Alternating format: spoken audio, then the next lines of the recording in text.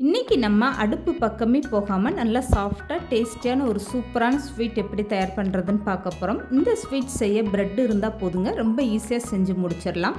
Hello friends, welcome to சமையல் delayed.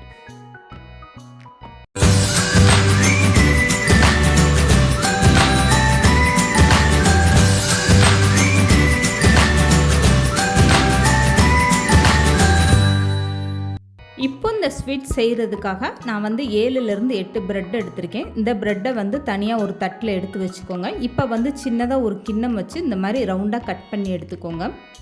உங்களுக்கு எந்த அளவுக்கு ஸ்வீட் தேவையோ அதுக்கேற்ற மாதிரி நீங்கள் ப்ரெட் எடுத்து வச்சுக்கோங்க. ஒவ்வொரு ப்ரெட்டும் இந்த மாதிரி தனித்தனியாக எடுத்து வச்சு ரவுண்டாக இந்த மாதிரி கட் பண்ணி எடுத்துக்கோங்க. இப்படி கட் பண்ணி எடுத்துக்கும் போது உங்களுக்கு ஸ்வீட் பார்க்க ஒரே மாதிரி ஒரே சைஸில் இருக்கும். இப்போ கட் பண்ணி எடுத்துக்கிட்ட ப்ரெட்டை அப்படியே ஒரு ஓரமாக எடுத்து வச்சுருங்க. இதுக்கப்புறமா வேறு ஒரு கண்ணாடி பவுலில் 1/4 கப் அளவுக்கு வெள்ளை சர்க்கரை சேர்த்துக்கோங்க. இதுக்கப்புறமா 1/4 கப் அளவுக்கு தண்ணி சேர்த்துக்கோங்க. இப்போ இது கூடவே 1/4 ஸ்பூனுக்கும் கொஞ்சம் குறைவாகவே ஃபுட் கலர் எல்லோ கலர் சேர்த்துக்கோங்க. அப்படி இல்லைன்னா சிவப்பு கலர் கூட சேர்த்துக்கோங்க.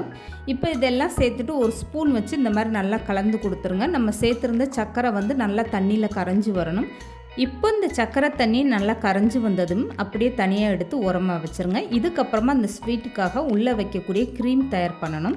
இதுக்காக ஒரு பவுலில் 3 ஸ்பூன் அளவுக்கு பாலாடை எடுத்துகிட்டு சேர்த்துக்கோங்க. 2 ஸ்பூன் அளவுக்கு வெள்ளை சர்க்கரை சேர்த்துக்கோங்க. இது கூடவே 2 ஸ்பூன் அளவுக்கு பால் பவுடர் சேர்த்துக்கோங்க.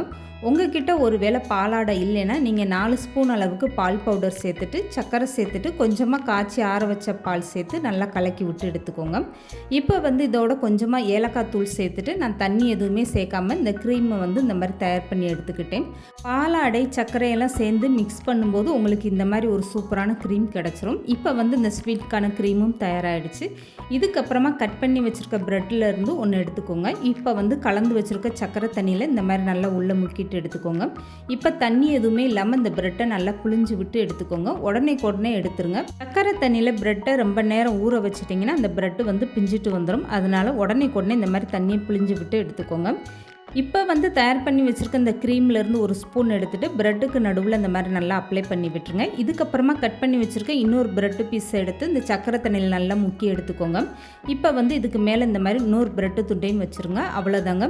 இப்போ இந்த மாதிரி மீதம் இருக்க எல்லா ப்ரெட்டையுமே நீங்கள் ரெடி பண்ணி எடுத்து வச்சுக்கோங்க. இதுக்கப்புறமா ஒரு தட்டில் நான் கொஞ்சமாக டெசிகேட் கோகோனட் எடுத்து வச்சுருக்கேன். அதில் இந்த மாதிரி நீங்கள் நல்லா ஒரு டைம் பரட்டி விட்டு எடுத்துக்கோங்க. இதே மாதிரி மீதம் இருக்க எல்லா ப்ரெட்டுமே நீங்கள் டெசிகேட் கோகோனட்டில் இந்த மாதிரி பரட்டி விட்டு எடுத்துக்கோங்க. இது சாப்பிடும்போது நல்ல ஒரு அருமையான டேஸ்ட்டாக இருக்கும். அவ்வளோதாங்க. வீட்டில் இருக்கக்கூடிய ப்ரெட்டை பயன்படுத்தி நல்லா டேஸ்டியாக சாஃப்டான ஒரு ஸ்வீட் தயார் பண்ணி வச்சு பாருங்கள். இந்த ஸ்வீட்டை நீங்கள் அப்படியே சாப்பிட்லாம். அப்படி இல்லைன்னா நீங்கள் இதுக்கு மேலே கொஞ்சமாக பாதாம் பிஸ்தானும் உங்களுக்கு விருப்பமானபடி அழகுபடுத்திட்டு கூட சாப்பிட்லாங்க. அப்படியே கடையில் வாங்கின ஸ்வீட் மாதிரி பார்க்குறதுக்கு ரொம்பவே சூப்பராக இருக்கும்.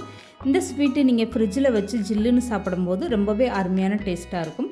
வீட்டில் ப்ரெட்டு இருந்தால் அடுப்பு பக்கமே போகாமல் 5 நிமிஷத்தில் இந்த மாதிரி ஒரு சூப்பரான ஸ்வீட்டை நீங்களும் தயார் பண்ணி பாருங்கள். அருமையான டேஸ்ட்டாக இருக்கும்.